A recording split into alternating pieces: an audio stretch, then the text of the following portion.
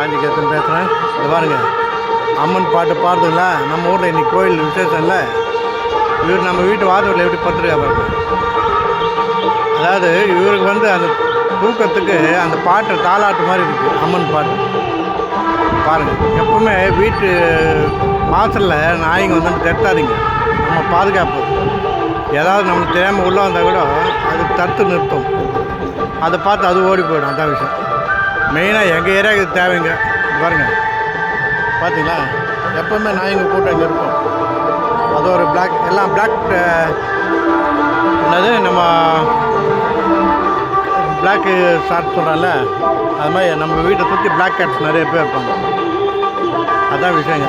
ஓகேங்களா? எப்படி தூங்குறா பாரு. நிறைய இருக்குது நம்ம வீட்டான டாக்.